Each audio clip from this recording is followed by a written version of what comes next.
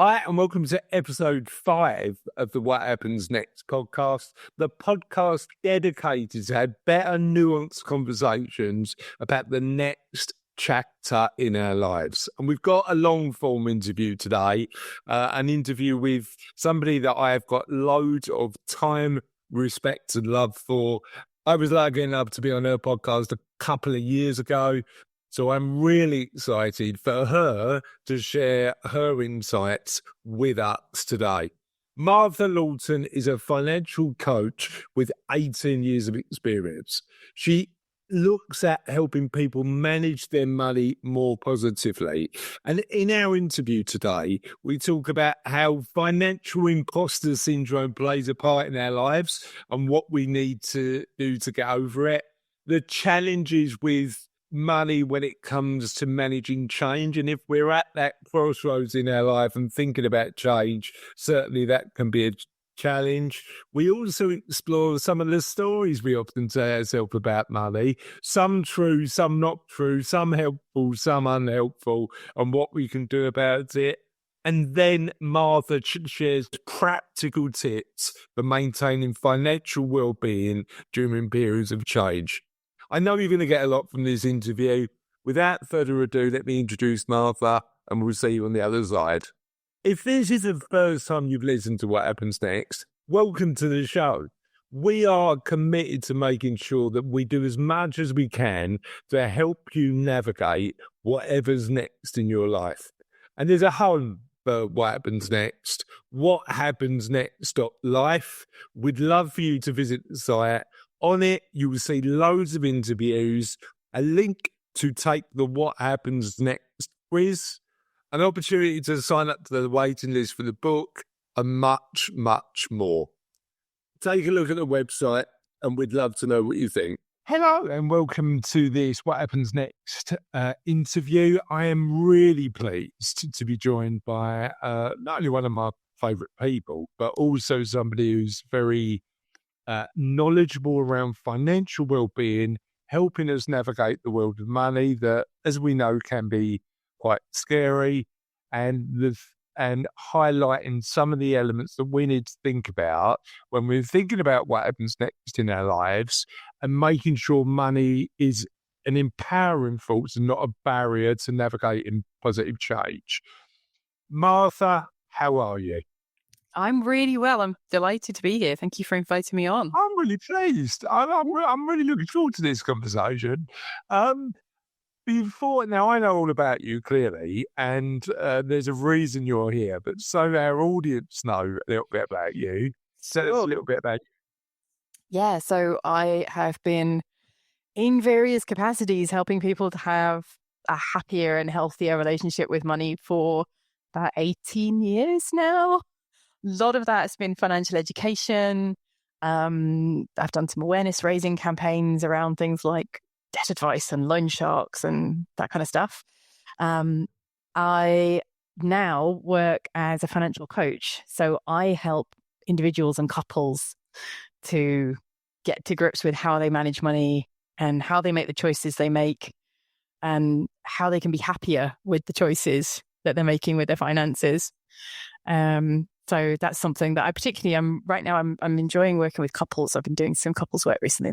That's how really does the fun. dynamic change when you work with a couple as opposed to an individual? So when you work with an individual, it's just how does that person think and feel about their money? How do they make their choices? When there is a couple, you've got not just each individual, but you've got what each person thinks about what the other person is doing. Yeah, it's the dynamic, isn't it? It's dynamic of the relationship. The dynamic of the relationship is in there. And if you change something for one person, it changes the dynamic. So you have to be aware of that. And actually, a lot of the time, it's about working with the dynamic rather than working with either individual person's perception. Yeah. So that is, I'm really enjoying doing that. I think it's actually really powerful to help people argue less about money. Yeah, It's really, really great. And what where does that start? So when you've got a couple sitting in front of you, thinking about both having a healthier relationships in the couple, but imagine, I mean, I, I may be putting my own, we are the stories we tell ourselves. And I think about my mum and dad's relationship with money, and they used to argue about money a lot. And it meant that effectively they had a less, their relationship was less positive because of money. We sort of tried to fix that and have a bit more of an open and honest relationship with cash. We've got different skills when it comes to money. Exactly. Yeah. But where does that conversation start for you? You've got a couple sitting in front of you. They've not got a good relationship about communicating about money. What's the first question that kicks off that conversation, do you think? So the two things that I'll do. One, I'll say, thank you so much for coming in. Thank you, both of you, for coming in to see me. And I'll reinforce the fact that by coming in to see me, they are clearly committed to each other in the relationship. And that, just emphasizing to them that they value the relationship, gives them a bit more courage to then say, okay, we're going to have to do some hard work. Both of you are going to have to do some hard work to get through this. And you're doing it because you value this relationship and you want it to work. And I imagine part of it is committed to personal change as well, isn't it? It's like, it's not easy sitting in front of somebody like you. Exactly. So I'll sort of validate the fact they're doing this, the courage, and I might talk a little bit about how it takes some courage to do this stuff. But also that they potentially have complementary skills. So if they do things different ways, there might be times when that'll be because they've got complementary skills and they've got complementary attitudes. And when things are going well, those complementary things feel like compliments. And when things are harder, they feel like conflicts. That's really interesting. Yeah. So if when things are easier, then it feels like a team with different skills. And when things are harder, you start finding the exact same things you like about the person.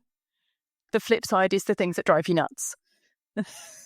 Yeah, really interesting. I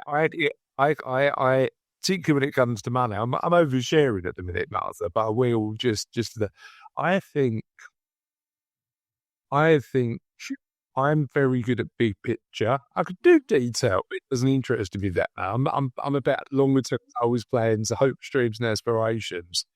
Cassie's amazing at detail. Yeah, and the point you raise is really interesting because sometimes Cass will mention something, and I'll go, I don't need to know that as part of the big picture for the plan, but I'm definitely glad she deals with it. Do you know what I mean? It's that element of being grateful to the fact that you don't need to worry about it most of the time because somebody else is doing that. That's where we get to a point where our different perspectives, I think the starting point for a lot of this is we're not right. And there might be a different perspective that adds value to the way we see the world, right? exactly. Imagine when people tend to be sitting with you, they're at a point when they're ready to make change. Yes.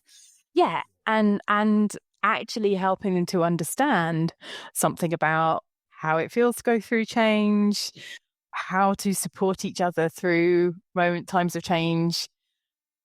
I do quite a lot of empathy and compassion based exercises early on. And I do that with individuals as well, because individuals who are changing also need to show themselves some empathy and compassion and not judge themselves when any change is 2 steps forward and 1 step back.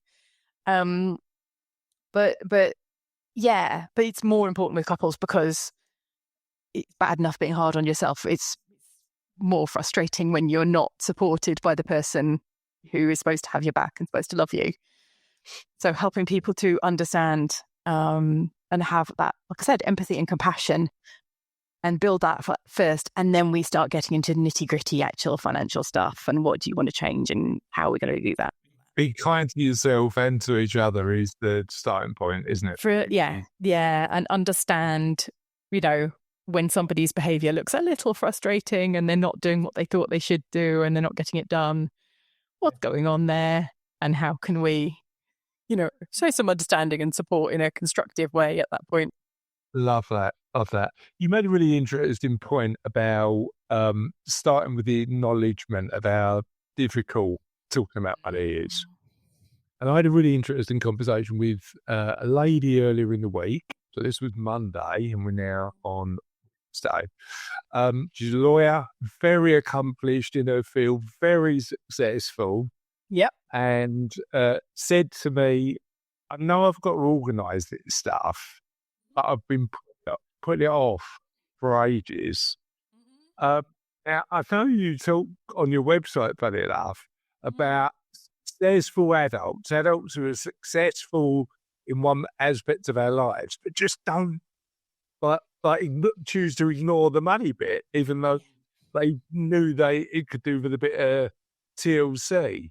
Why it's holding back those people? Oh, so I think we can think about, this is a common thing. It's not just successful people, right? But there is some additionals, but everybody does it, right?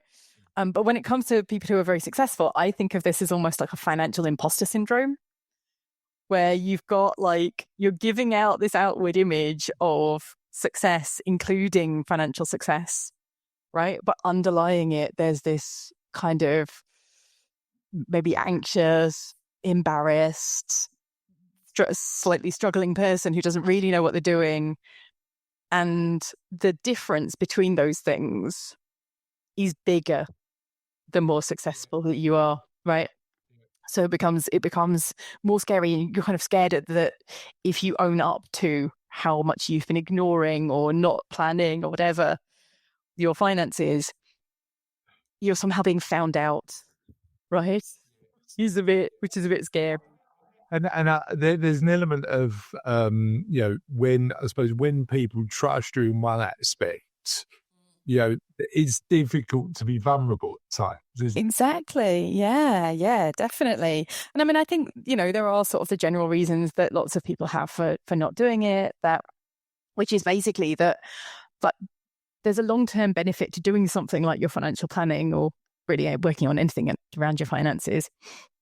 But then there are lots of short-term reasons not to. And the long-term reasons can feel a bit unreal and far away. And the short-term reasons are right here and now.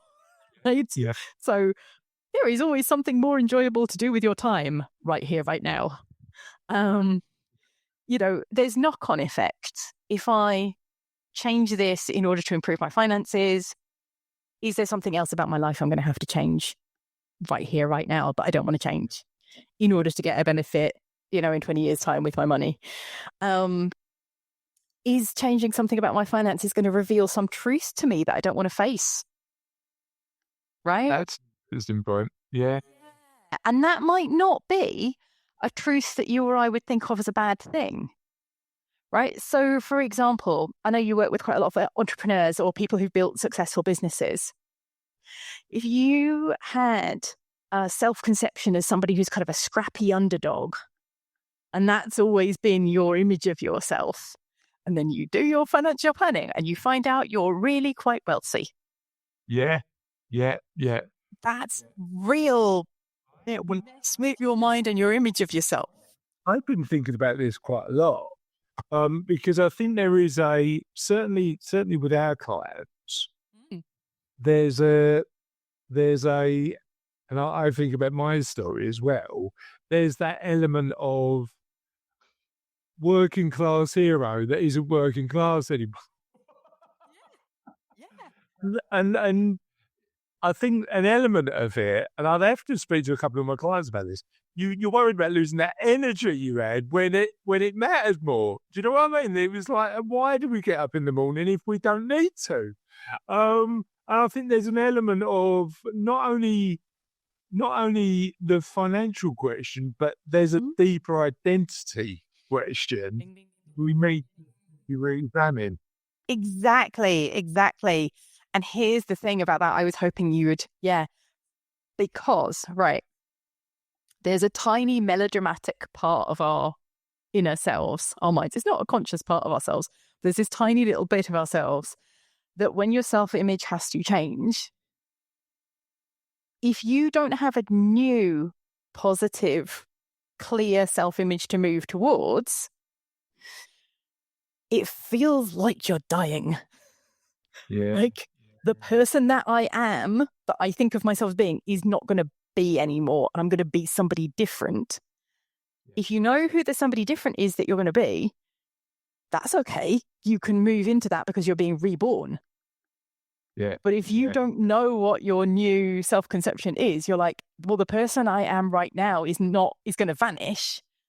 Yeah. And it's part of the reason that when we're thinking, when I was thinking about the What Happens Next model, purpose and values and identity sits in the middle of the model, not money. Yeah. Purpose, value, and identity, because I completely get that. I completely get the fact that if we've been this, if this has been our identity, and we're thinking about change, part of the reason we put it off is because we're not clear on like what. Who am I after this change? But I suppose the challenge, and we've interviewed people on What Happens Next, and it's been really interesting actually. The part of the challenge is when challenge is forced on you, right? So part of the challenge, and we've interviewed a few people on What Happens Next to talk about this. You know, I suppose what I'm trying to encourage a conversation around with What Happens Next is taking ownership of that change so that you're ready when it happens, or choosing to change. Often when changes falls upon us, we go through a cycle that means that we're in a position where it's often a lot more difficult, right? Yeah. That's then you're in that almost like the grief kind of process, and it's a much more challenging kind of place. Yeah. Is it? Yeah. So what's holding us back is there's always something more urgent to do. There's always something urgent to do, or more enjoyable to do. Always something more fun to do. What do we need to do to make sure that we're dealing with it? Yeah. So there is something about, so coming back to that identity and self-image thing, learning emphasizing what the benefits are and seeing how you can bring those benefits, make them more immediate, make them sooner. Yeah. That stuff is really, really valuable. Bring it closer, right? Yeah. Bring it closer, make it more real, try and get as detailed an image of what that looks like as possible. The more that we can see in a really quite a detailed, granular way, the more that we can kind of get into the sensory experience almost of it. That can be really, really good. Where do I want to be? What do I want to be doing? What does my time look like? Think sort of the experiments of that stuff. There's a fun timeline exercise that I've seen some people do where they'll write a letter to their future self after the change has happened. Yeah. Put it down for a little bit and let that mull. Don't try and think about it. Just kind of put it down and then write a letter back. Interesting. So you write a letter to that future self. From your future self. Yeah, exactly. So you write the future self and you say, hey, what's going on in your life? And how can I get to where you are? So you imagine that your future self is living a really great future life. Write them a letter and say, what's going on with you? And how can I get to where you are? And what do I need to do now? That is such a good exercise. Yeah. Future. Oh, I'm going to do that. I really like that. Yeah. Life letter. Great. Okay. Perfect. Really enjoy it. Really think that's worthwhile. And I suppose suppose one of the things, and again, going back to this sort of conversation I had earlier in the week, one of the things, and you've mentioned it already, we typically have in our minds when we're avoiding conversations about money is everybody else knows what they're doing, so that imposter syndrome feels even stronger. Even stronger, right? Yes. So let's be open and honest, Martha. I've got a financial plan. It's fairly on track. I'm learning every day about money, and I've worked in profession for 30 odd years. I need you to potentially change our mindsets. Everyone knows how to do this, and not me. Everyone sorted, not me. Okay, so first things first, right? Everyone, no one, always, never. All or nothing speak, right? Yeah. Spot it. Everyone? Really everyone? Are you sure everyone? It's a sign of a thought that is unhelpful and untrue. Polarized thinking is never helpful. Yeah, so everyone, no one, always, never, any of those kind of words, spot them. Something is lying to you. Something is untrue there. So there's that one. The next one is, so if you think about this, it's clearly untrue, right? How would everybody else be good at this and not you? Are you so monumentally less competent than everyone else? No, you're patently not. Did everybody else get to go to secret special personal finance school? Everybody else got to go to and you didn't get to go to? No. Is everybody else dealing with a less complicated financial services system than you? No. We're all dealing with the UK financial services. It's complicated. It changes all the time. The regulatory landscape, tax landscape, everything changes all the time. We're all dealing with that. So there isn't a reason why everybody else would be good at this and not you. Clearly. Even more important, though, there's all of that, right? But we can actually ditch all of that, because the really relevant thing is, why do you care what everyone else can do? You are on your journey. Yeah. It doesn't matter how good everybody else is or isn't. What matters is, what do you need to do? What do you need to know? What experts do you need to consult? Yeah, love that. You know what? And again, these probably took me a while to get to in my life. But just that removal of comparison with what everybody else is doing. And if I'm being frank, it sneaks in every now and again. And then I've got to turn around and go, what? If I'm happy, but that comparative behaviour, I mean, that quote, comparison is the thief of joy, is so true, because you turn around and go, as long as you're happy with what you're doing, why does it matter? And you're clear about where you're going, once you've done your letters from your future self to your past self, what matters? What does it matter what Steve's doing or whoever? What matters is your path. Exactly. Yeah. The line. How do we change that voice? Oh, well, hopefully we've just come up with a couple of things that can help to challenge that voice. So listening out, is this an all or nothing? Yeah, it's an all or nothing. So everyone, that's probably not everyone then. We can think about, where do I think this has come from?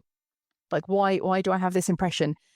The idea of, everyone can do this and not me, we're often comparing all the private information we have about ourselves with what's public about everybody else. And that's edited, right? What people make public, particularly around their finances,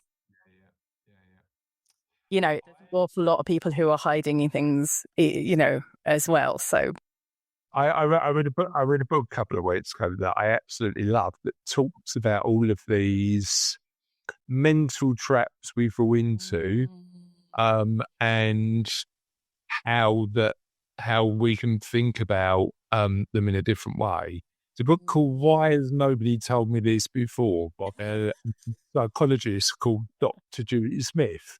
Now, she's amazing. If you're on LinkedIn or I'm not on any other social media, so LinkedIn or apparently she's on TikTok but she's brilliant at doing bite-sized chunks of of evidence-based psychological techniques that we can do. So the book's really good, and it's got a whole chapter on that inner voice and the lies it tells herself. And one of them is polarized thinking. One of them is that element of turning around and going, it's either 100% good, 100% bad. It's either black or white. And we all live in a world where it's shades of grey. Right? The more we appreciate that. And many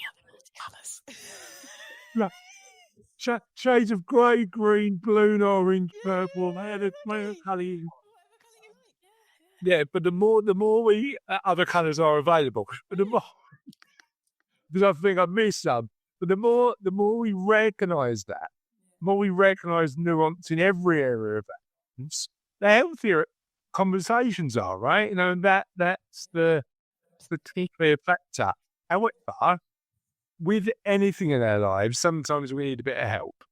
And for those of us who understand what somebody like me does, financial flash planner, although there's a bit of a miscomprehension about what we do, there's also a growing profession of financial coaches, which is slightly different. What do you see the differences? And help me understand a little bit about what somebody would understand to see whether they needed a coach or a regulated financial planner or advisor.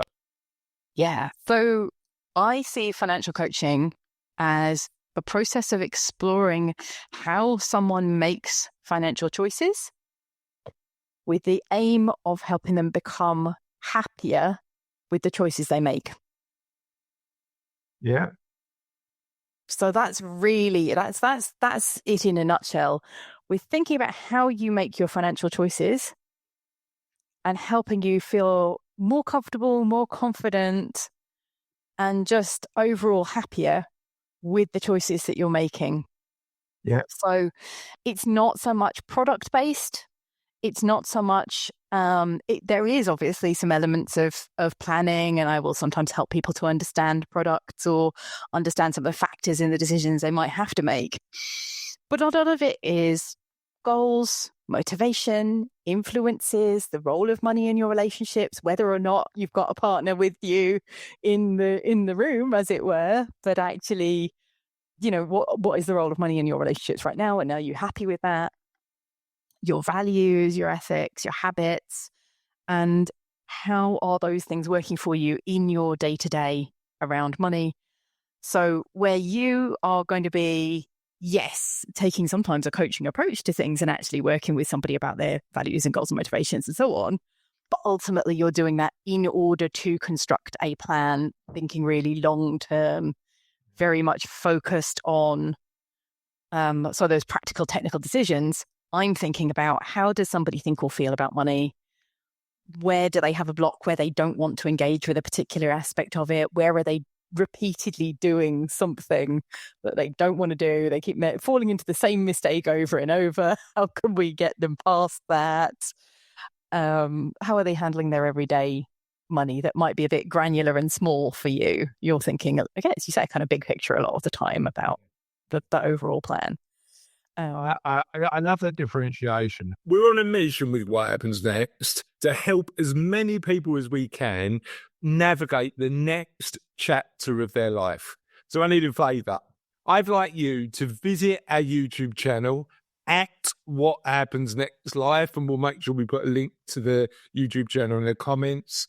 Enjoy the videos, like the ones that you get benefit from, but most importantly, please subscribe. We want to help as many people as we can with What Happens Next, and subscribing to our YouTube channel for free is the easiest way you can help us. And what I've been thinking a lot about is the stories we tell ourselves about money. How your work, you hear something and you realise that that's probably a story. It's a story we're telling yourself. Yeah, when does that happen? And provide me with an example. Okay.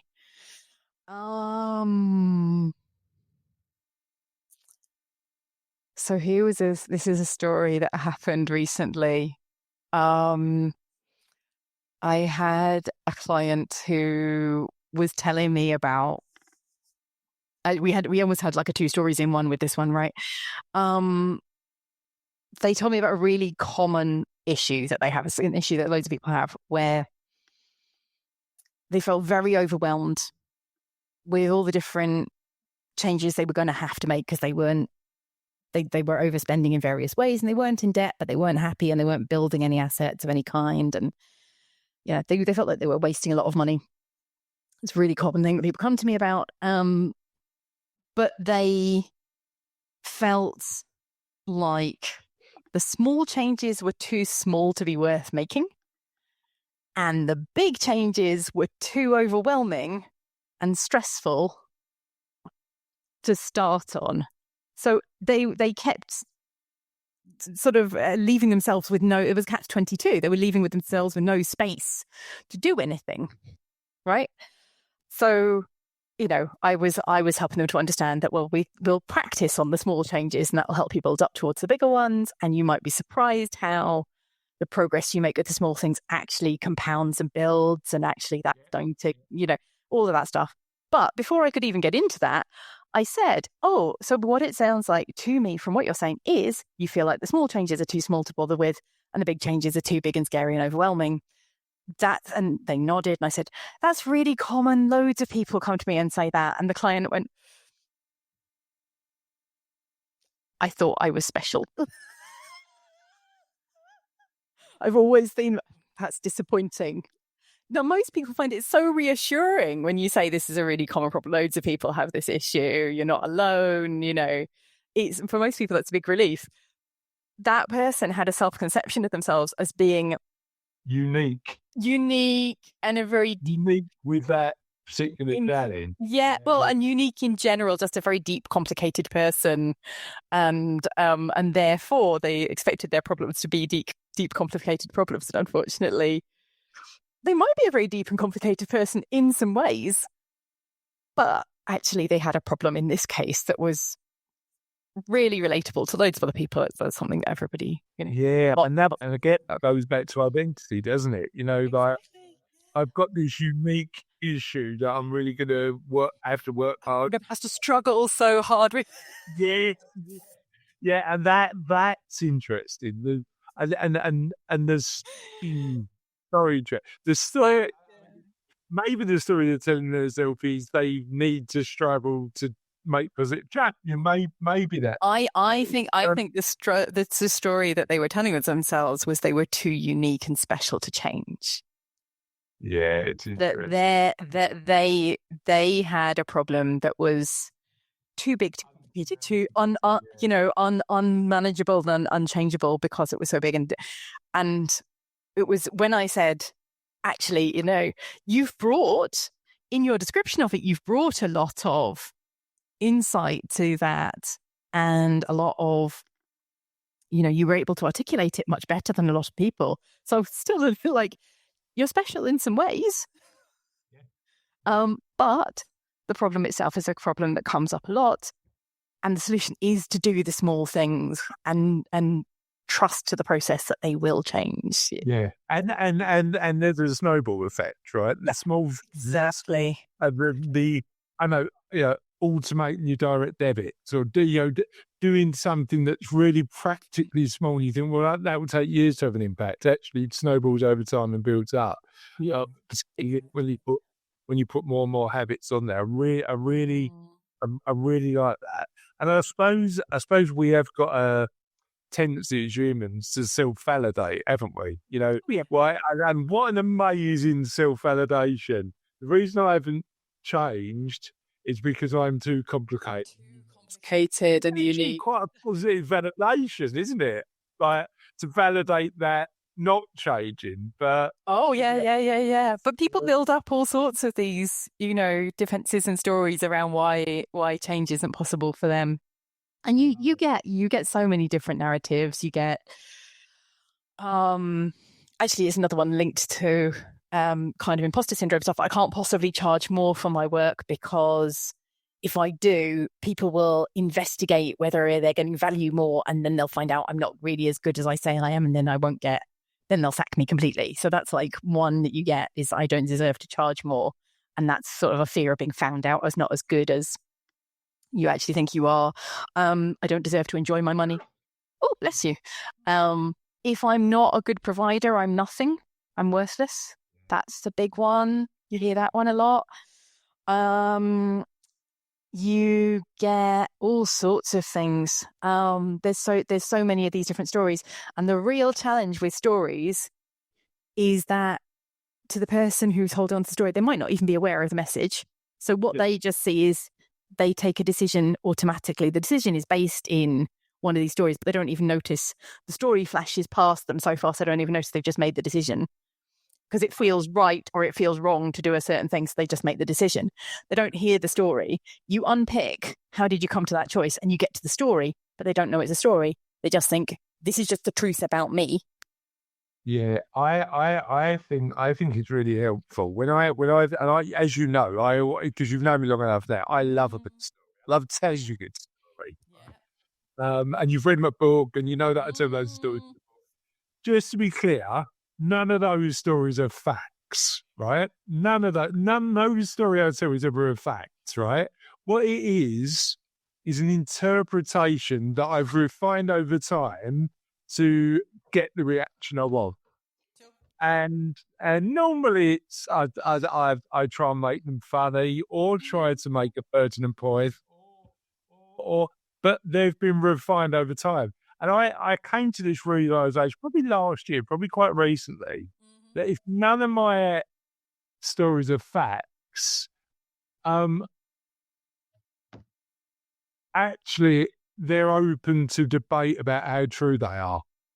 And sometimes we, and I'm probably guilty of this as much as anybody. We do think our stories are facts and live our life by this to find interesting when you turn around and go, well, hold on, I told that story differently 2 years ago. It's really interesting. Now, one of the things I've been lucky enough to do, and I'll put stories on there, is come on your podcast, because your podcast is a month.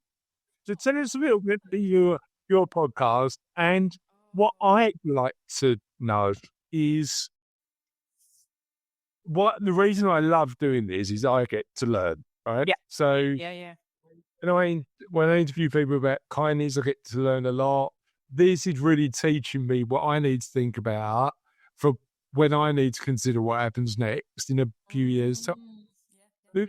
What have you learned from interviewing the amount of people you have on your podcast? Ooh. So there are things that I think, these were some particularly like amazing episodes that I really loved just in general. They weren't necessarily personally applicable, but I thought they were just really, really, really great. Will Rainey talking about children and money. I don't have kids. Probably never going to have kids, but it was a great episode in terms of just really useful information and really interesting. Quite an early one we did with a guy called Jasper Lyons, where he talked about getting paid properly for your time, whether you're pricing as a self-employed person or whether you are negotiating salary. That was a really useful one. That gave me some insights I hadn't had. So here's the interesting thing on that. A lot of the things we were about what happens next are moving from environments where they've not had to worry about being paid for their time because they've been senior management in a particular organisation. And one of the things they might consider, maybe for their financial well-being, but also for their intellectual well-being, is consulting or doing money-making. What tips did Jasper share that were really useful in that space?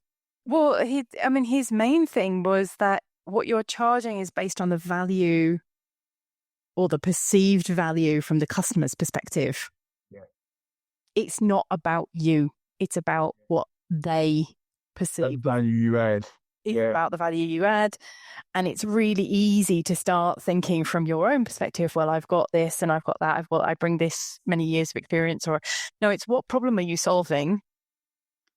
What is that problem costing the client? And therefore, what might they be willing to pay you to solve that problem? Yeah. So that for me was just a really, really useful one. And then he also did some good tips on salary negotiation for people who are maybe at a different stage in their career from your senior execs that mostly will be pretty expert in that already. But somebody a bit younger might really want some of those sort of tips on salary. It was really good. Work it. That also, in my experience, running a business and having to think about pricing quite a lot, also make it clear about where you don't add value.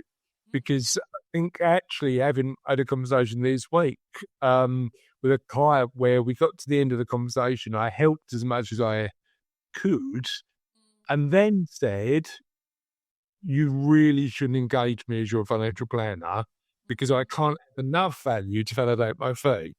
Yep. But being clear on where the value lies, and it's interesting, isn't it? Because with value, some of it's tangible and some of it actually is about the conversations and the curiosity and helping people find their own answers. And that is probably a bit more difficult to put a price on. But yeah, thinking about the value you add is really important.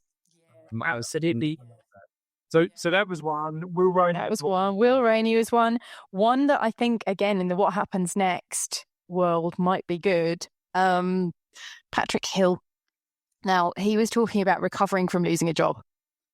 And he was talking about that. We recorded that in 2021. It was one of the first things we did after lockdown started and ended, and we started being able to come back into workplaces.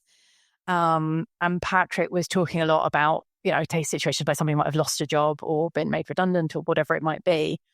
But there are still some really, really good tips in there about identity and you're using your time and what things might come up for you without work in your life. And so also Patrick is just the most lovely person. He's amazing. He's like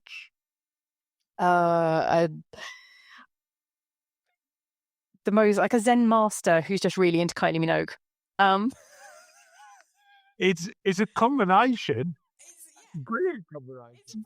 It's a brilliant combination. He's just a delight. He's absolutely a delight. The badge you and what we'll do is when we share this, if there's notes, we'll make sure we put links to the podcast on that. Because I absolutely love that. So we've talked about stories. What I want to focus on is a sort of that element of what happens next, thinking about making change in our lives, and ensuring that we continue whilst the situation changes to maintain high levels of financial well-being. Because clearly, and we experience it with our clients quite a lot, despite them us building them a financial plan and helping them understand that they're going to be okay and they're built enough wealth to make sure that they're never going to run out again. On some occasions, there's still a road to get there. There's still that element of change that then reduces their financial well-being for a while because it's like, well, I'm used to the money coming into the bank every month, or and their situation has changed that made them reduce the level of comfort they got. So talk about your tips about maintaining high levels of well-being whilst going through change. So a few things. So financial well-being, I think of it, and I'm sure you do too, as managing your finances with the aim of enhancing your overall well-being. So the money is a tool to get you to overall well-being, right? It's that way round. So For me, it's about what will enhance or maintain. What's the most important factors in enhancing and maintaining your well-being in the rest of your life as you go through this change? Knowing that all change, even positive change, is stressful. So you might need to put a little bit extra attention on the things that help you cope with stress. Because when you change anything, you have to redraw your mental map of the world, and your place in it, and that experience is stressful, even if we're dealing with a positive change. Yeah. So, what supports you and your well-being in times of stress? And how can you focus your resources, your time, your attention, your energy, and your money on the things that really support you through that process? And maybe you'll have to let go of some other things that weren't as important. Maybe you're going to let go of some other kinds of expenses or other kinds of activities that you're not necessarily as high a focus and as supportive for you in that time. So let me give you a practical example. So I find a house which is a positive change for me and my family. Yeah. The reason I haven't done it in 17 years, Martha, is because it's a pain.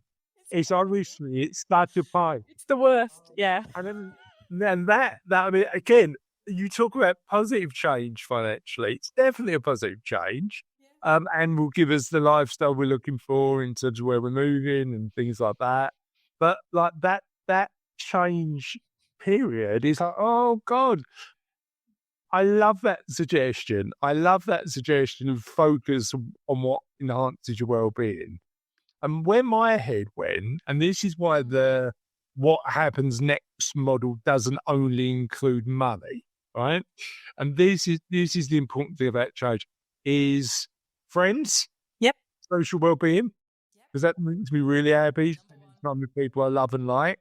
Number one. Not talking about the change, by the way. Not ignoring it. I know it's happening, but focusing my energies on just no thinking. Yeah. And physical well-being. So meditation, fitness, all of the elements that I know improves my well-being. So do you think we can improve our financial well-being by focusing on our social and physical well-being? I think they're very interlinked, but I also think that when you understand what it is that brings you the most well-being, so what enhances your well-being the most for you personally, you can, by focusing your money, your attention, your energy on those things, you will be more comfortable to let go of other kinds of spending. Yeah. It helps you to prioritize. If you have to prioritize what's going on with your money, when you know what brings you the greatest well-being, you know other things are not a priority. What am I doing that I'm doing habitually? What am I doing to fit in? I'm just doing it because everybody else does it, but I don't really get anything out of it. What am I doing? Because I used to enjoy it 20 years ago. And I'm kind of used to doing it, but actually, what's just not actually that important, and you can kind of let it go. And then that enhances your well-being. You also, when you know what the things are that enhance your well-being, you can look for the kind of best things in life for free element of that. So what are the things that actually enhance your well-being? You don't have to spend money on. And again, that leaves you feeling richer on the same money. Yeah. No, I get that. And part of the conversations we have with clients is always like, what do you value? And I've been guilty of it, so I think in the past, you always undervalue the people you like and love in terms of the positive impact on their well-being. And you can go for a walk in the park for free. You can't like that. So what do you do to do that? I suppose the other really interesting point on that is what are we told? What are we marketed at in terms of the things that are going to make us happy when, like, our lived experience might tell us more about what the actual impact is. What do you think of that? Oh, absolutely. We're told everything is a must. Everything is necessary. Everything is a must. If you don't have the latest and best version, your friends won't like you anymore. You won't be part of the group. I'm like, There's so no, they, yeah. That's it. That's actually yes. So marketing will make you feel like everybody is paying attention to the yeah, details of your stuff and your lifestyle to a way greater extent than they do. People are not paying that much attention to it most of the time. You know who pays attention to that kind of detail level? Patrick Bateman from American Psycho. He's sitting analyzing the business cards, that infamous scene. Right. That's who's paying that much attention and judging that much. But the people that you want in your life are not doing that. but also the people who the our worst critic often is us, right? And yeah, I think it's quite a freeing principle when we realise that nobody else. You go. I think you go through that little hump of saying, actually, I wish they would, and then you realise, well, actually, it gives you quite a decent amount of freedom if they don't care, because you can live the life more that's more authentic yours. Exactly. And that's one of the great things about what happens next, right? Because when you are living on, when you're in that, you call it decumulation stage, right? You're living on your investments. You've got enough money for the rest of your life. You're not financially dependent on other people. That financial independence. There might be a professional persona that you had to keep up. You don't keep that up anymore. You can express some different parts of yourself or even experiment with. You don't have to kind of fully go out and go all, like that Jenny Joseph poem, and I will wear purple, right? You don't always have to be that person. Just try it out a bit. You know what? I don't think people care when you have got a professional persona. Do you know what I mean? Like sort of. I think if I think about how my clients perceive me, is the man who wears his second-hand jumper, that how they perceive me. How many clients actually?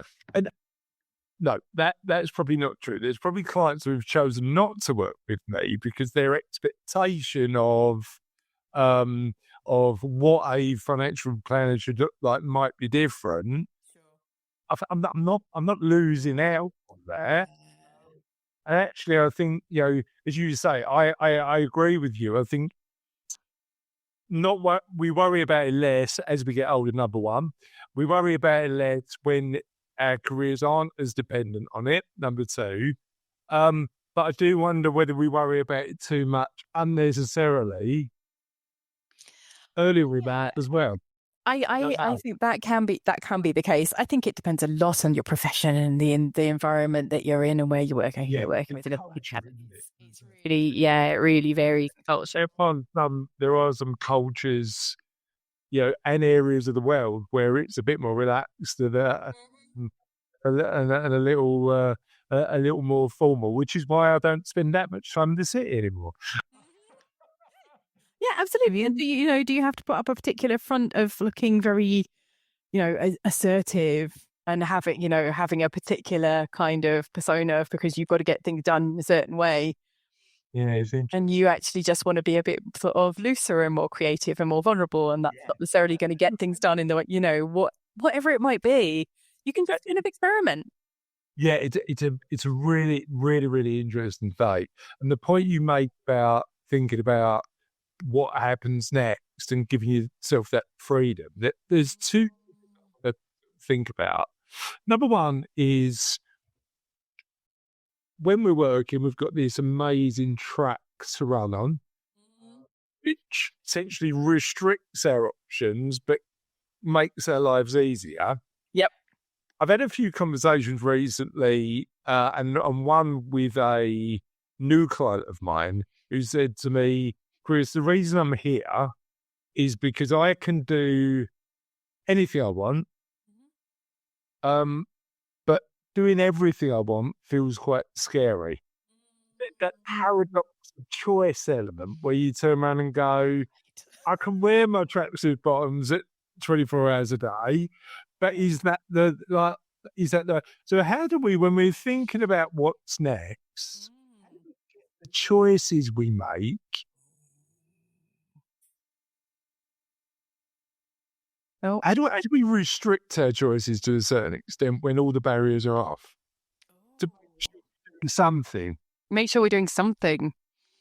That's a really big question, right? I think we can treat things as little experiments. Start small and do a little experiment in something. So just rather than saying I'm going to take a direction out of the infinite directions that I have because I can do anything, instead saying I'm going to experiment this week with trying this, seeing how I get on with it. How do I feel about it? I'm going to experiment, this month, whatever however long you feel like is the necessary for you to get to answer a question. But ask yourself a question. What's a question you want to answer? How do I feel about becoming a potter? Let's go and throw some play. Try. If it doesn't work, it's a no, isn't it? And you propose more, and it's not an option. But yeah, I really like that. One of my favorite books when that I recommend a lot to clients is Design Your Life by Bill Burnett. Shit about just using design thinking, iterating your life. I just trying stuff and either liking it and including it as part of your life portfolio or not. And I really like that stuff. I've got another one actually that's really, really helpful. What do you hate? What can you absolutely, categorically and immediately say, definitely not this? Yeah. And can you find some themes from the things you really don't? What do you hate and why? And why? Can you find that close? Yeah, exactly. So can you find themes like I'm so sorry.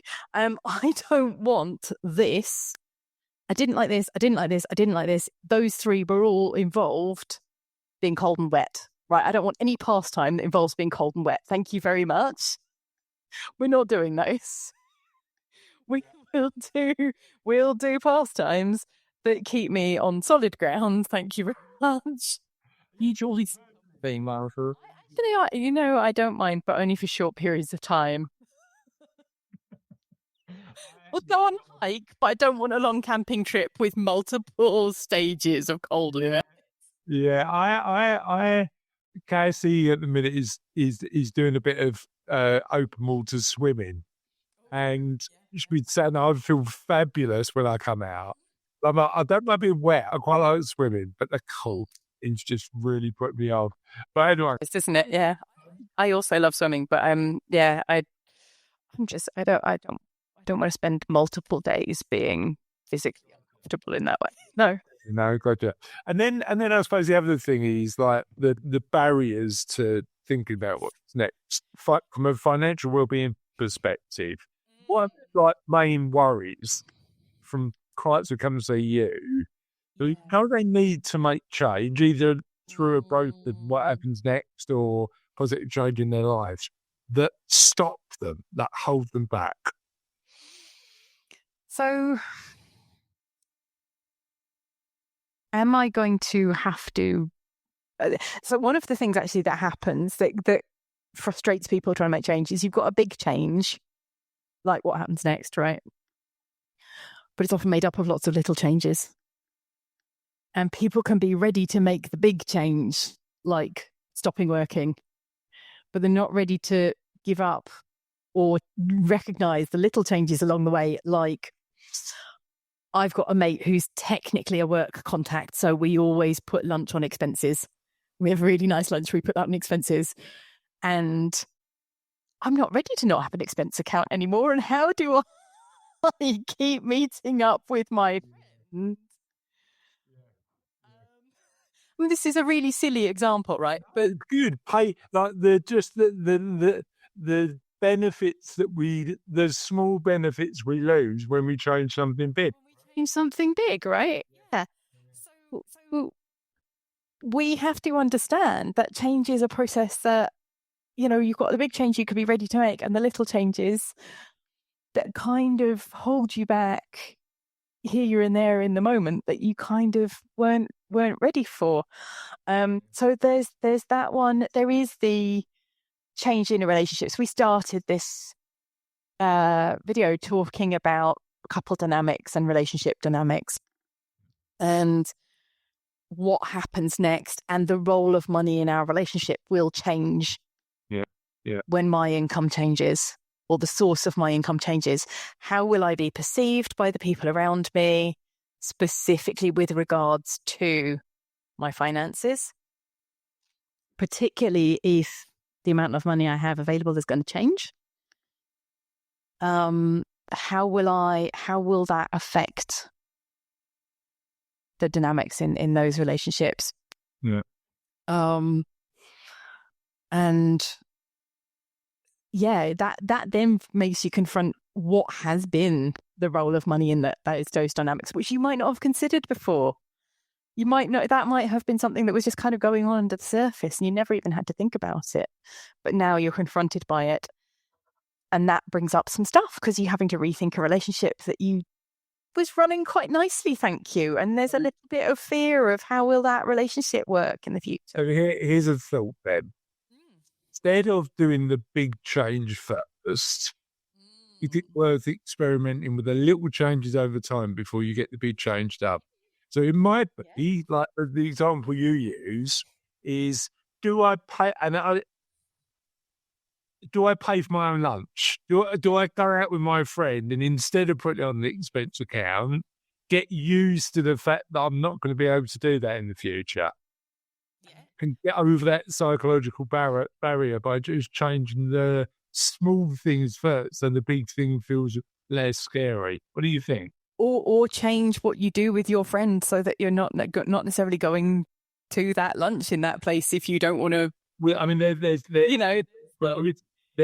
an element there, and it's something we talk about. I've talked about quite a lot throughout the interviews about, and I think I don't want to stereotype, but from my lived experience, women are far better at this than men. I went through a period of time in my 30s where all of my social relationships were through work.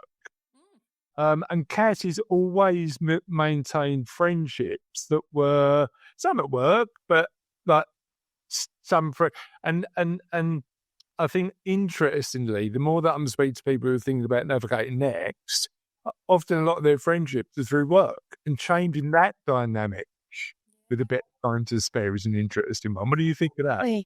Yeah, no, I think it's one of the biggest challenges, and I think it's one of the biggest considerations. So who do you want to keep?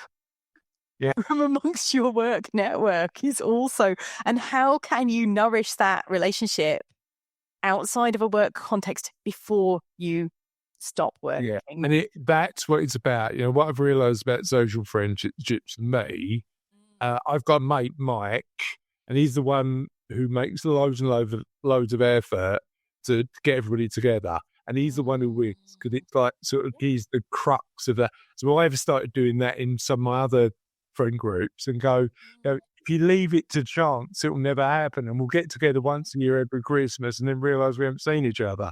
So like just doing regular stuff and being the crux of that, but making the effort, like anything in life, making the effort normally gives you a win. I've loved this conversation and we could do it forever. I'm sure people watching have got lives that they've got loads of actions they need to take now. They've got to write their letters to their future selves. They need to. I need to go off and write my letter. But what I'd love is to share a little bit about you on the interview so that people can find you if they need to. So where can people find out a bit more about you? So I am also on LinkedIn, and people can come and find me on LinkedIn, Martha Lawton. You can also find me on my website, which is marthalawton.com.